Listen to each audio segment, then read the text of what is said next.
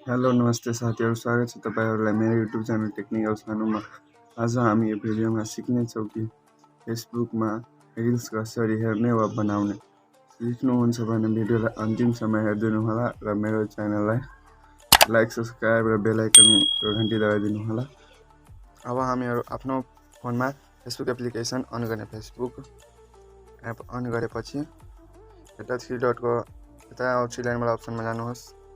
यो अप्सनमा गएपछि अलि यता हेर्नुहोस्, रिल्स देखाएको हुन्छ। त्यो रिल्समा क्लिक गर्नुहुन्छ भने तपाईहरुले रिल्स हेर्न सक्नुहुनेछ।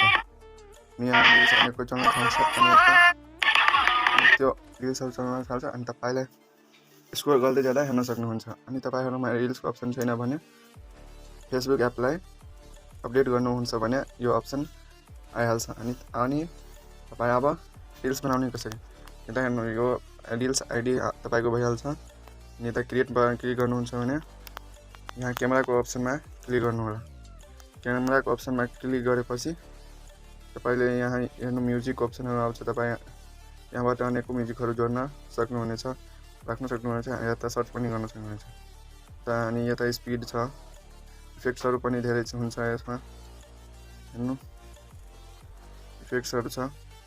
अनि यता टाइमर छ, ग्रीन स्क्रिनको पछाडि पनि जति जोड्न सक्नुहुनेछ योहरु भइहाल्यो। अनि तपाईले रेकर्ड गर्नुहुन्छ भने यो यसमा क्लिक गर्नु होला। अनि जति 15 सेकेन्ड 20 सेकेन्ड 1 मिनेटको तपाईले रेकर्ड गर्न सक्नुहुनेछ। अनि रेकर्ड गरेर अनि फेरि यसमा क्लिक गर्नु होला। अनि त्यसको बाद एडिट पनि गर्न सक्नुहुनेछ, जसरी तपाईको राम्रो लाग्छ त्यो अनुसार गर्न सक्नुहुनेछ। अनि यता नेक्स्टमा क्लिक गर्नु होला। नेक्स्टमा क्लिक गरेपछि तपाईलाई यहाँ भिडियोको बारेमा केही लेख्नु छ भने लेख्न सक्नुहुनेछ। न्यू जस्तै न्यू रिल